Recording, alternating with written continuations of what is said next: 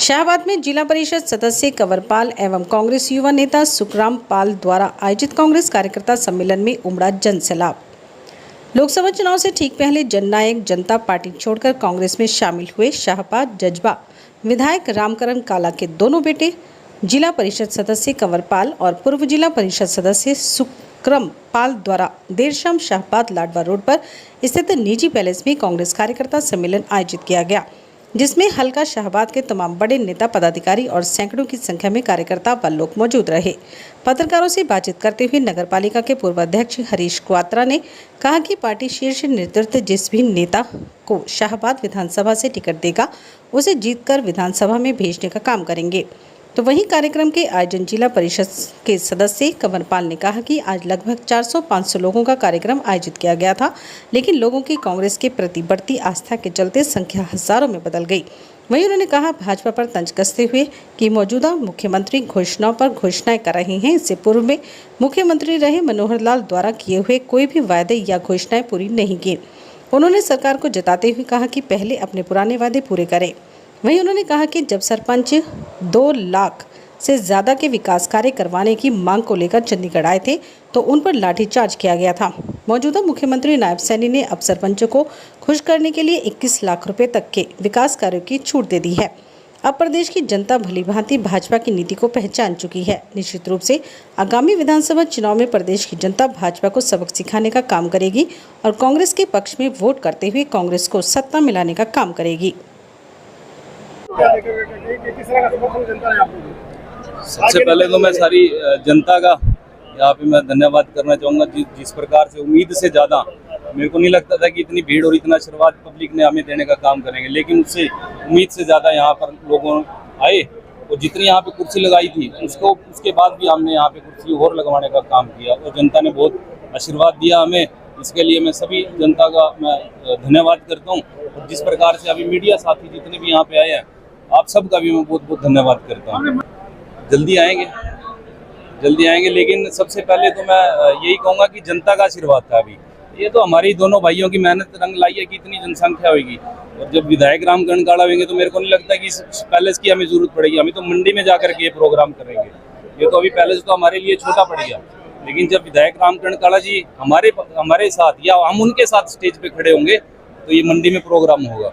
कि ये जो विपक्ष वाले हैं उनका इस चीज़ में मतलब इन्वॉल्वमेंट है कि भूपेंद्र सिंह हुड्डा जी या दीपेंद्र हुड्डा जी या उदय भान जी यहाँ पे पहुँचेंगे।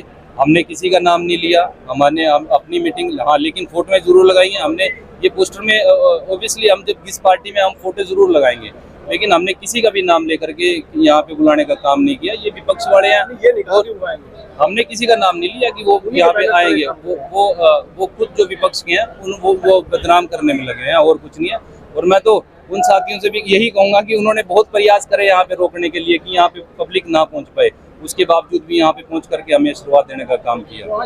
जी बहुत जिस प्रकार से हमने पिछले दिनों लोकसभा के अंदर दोनों भाइयों ने कांग्रेस पार्टी को ज्वाइन किया था, उसके बावजूद ये हमने पहला प्रोग्राम ऐसा है ज्वाइनिंग के बाद जो हमने खुद यहाँ पे करने का काम किया और काफ़ी जनता ने यहाँ पे आकर के हमें आशीर्वाद किया। और आपका क्वेश्चन जो पहले था, हमने जो उदय भान जी की और हुड्डा जी की हमने नाम लिया, तो मैं तो इतना ही कहूँगा कि पहले हमने ये मना किया था कि पहले हम खुद अपना कोशिश करें कि हमारे साथ जनता है भी या नहीं, कि आपका प्रोग्राम अगले महीने में जरूर करवाएंगे।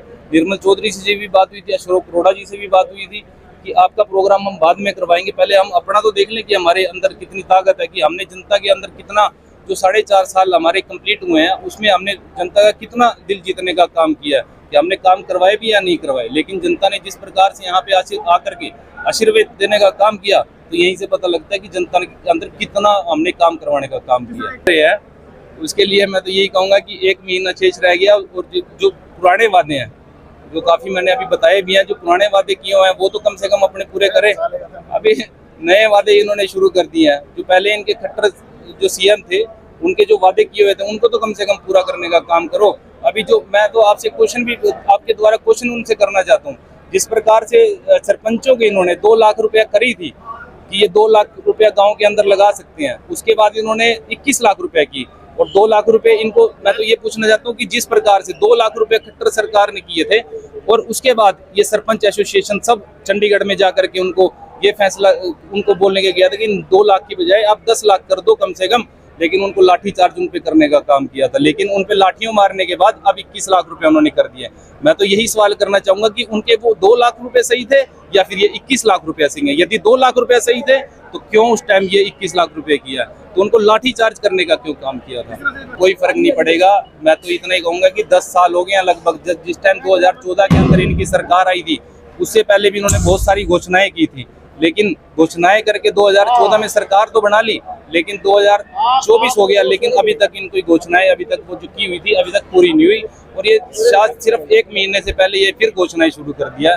जनता भरपूर जानती है, सब समझती है, ये सब झूठ बोलते हैं और कुछ नहीं, जनता के बीच में आने का काम नहीं करते। इनकी जो समस्याएं हैं, धरातल पे समस्या है, उनको कोई सुनने का काम नहीं करता। सिर्फ ये अपनी मीटिंगें बुलाते हैं, उन पे माइक पे और मीडिया में बोलने का काम करते हैं, जनता के बीच में रहने का काम नहीं करते।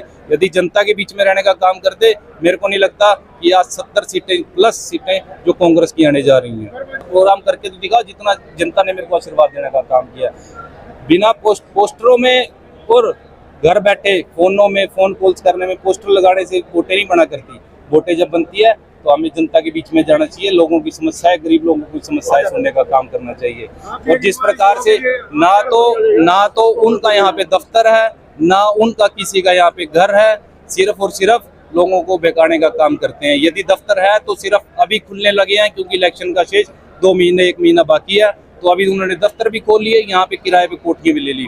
लेकिन हमारा तो लगभग, हम तो यहीं के रहने वाले हैं, यही हमारा 25 साल से दफ्तर है, हम लोगों की सेवाएं कर रहे हैं, तो दोबारा हमें जनता फिर से मौका देने का काम करेगी। तो युवाओं को कहूँगा यही कि जिस प्रकार से भारतीय जनता पार्टी ने झूठे वादे करके 2 लाख पद अभी सरकारी खाली हैं और 50,000 जिसमें से अपना डॉक्टर से खाली हैं और 20,000 से ज़्यादा टीचर्स के खाली हैं, और युवाओं के लिए तो बहुत, मैं तो यही करना चाहूँगा कि सबसे पहले तो आप सरकार बदलो। और जिस प्रकार से हरियाणा में ये बेरोजगारियाँ बढ़ रही हैं और हत्याएं, अपराध जिस प्रकार से बढ़ रहा है, कानून व्यवस्था जिस प्रकार से ठप पड़ी है, मैं तो यही अपील करना चाहूँगा युवा साथियों से, इस सरकार को बदल दो। आने वाली सरकार कांग्रेस की होगी, भूपिंदर सिंह हुड्डा जी के नेतृत्व में। तो आप सबको मैं तो ये युवा साथियों से कहूँगा कि आप सभी सरकार बदल दो और सबको नौकरी मिलेगी। जितने भी ये 2 लाख पद खाली हैं, इनको सरकार कांग्रेस के आने पे भरने का काम करेंगे।